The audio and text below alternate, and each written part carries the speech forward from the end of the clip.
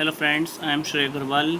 आज मैं आपके सामने यूजीसी नेट फर्स्ट पेपर के लिए हायर एजुकेशन सिस्टम में एक टॉपिक लेकर आया हूं जिसका नाम है यूजीसी अंडर ग्रांट कमीशन। इससे पहली वीडियो में दोस्तों हमने कई सारे आयोग के बारे में पढ़ा था और जैसे कि आप जानते हैं, आप नेट का एग्ज़ाम एनटीए कंडक्ट कराने लगी है, लेकिन यूजीसी से क्वेश्चन कभी भी पूछा जा सकता है। तो दोस्तों आइए शुरू करते हैं। यूजीसी होता क्या है? केंद्रीय सरकार का एक आयोग जो विश्वविद्यालय को मान्यता देता है।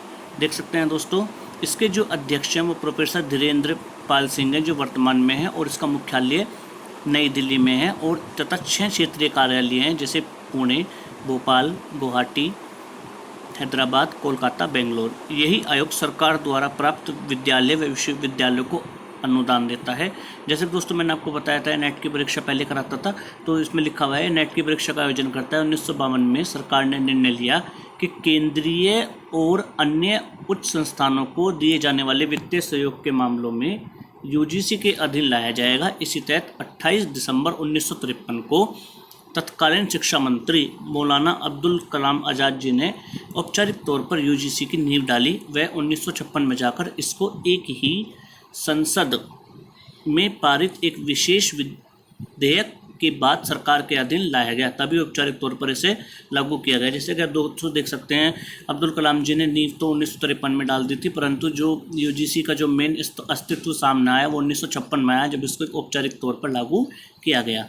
इसका मेन उद्देश्य क्या है, देख लीजिए दोस्तों। देश में शिक्षा क्षेत्र में बड़े सुधार लाने के उद्देश्य से केंद्र सरकार यूजीसी व AICTE के स्थान पर अब एक उच्च नियामक बनाने जा रही है, जिसका नाम higher education empowerment regulation agency HEERA रखा गया है। दोस्तों ये बहुत इंपॉर्टेंट क्वेश्चन है कि अब यूजीसी व AICTE के स्थान पर क्या बनने जा रहा है, तो उसका नाम है HEERA, higher education empowerment regulation agency.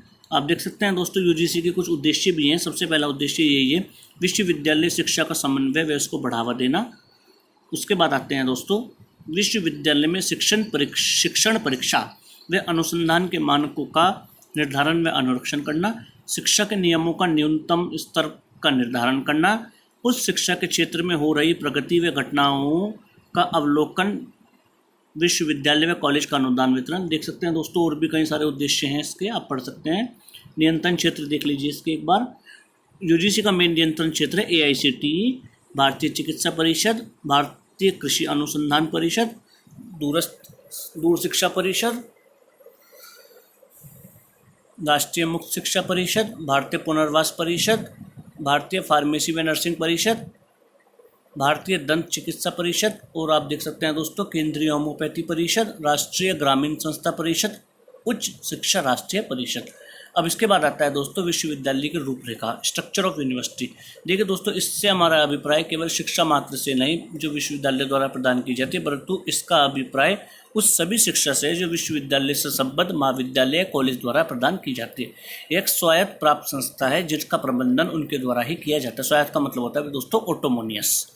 अब देख लेते हैं ऑटोनोमस में क्या क्या आते हैं। शिक्षकों की नियुक्ति व पदोन्नति के बारे में सोचना, छात्रों के चयन के बारे में सोचना, अध्यापन व विषयों, शिक्षण विधियों व अनुसंधान के विभिन्न विषयों के चयन में सोचना। विद्यालय को छोड़कर राज्य स्तरीय विश्वविद्यालय का कुलाधिपति यानी राज्य का राज्यपाल होता है। दिल्ली विश्वविद्यालय का कुलाधिपति वहाँ का राज्यपाल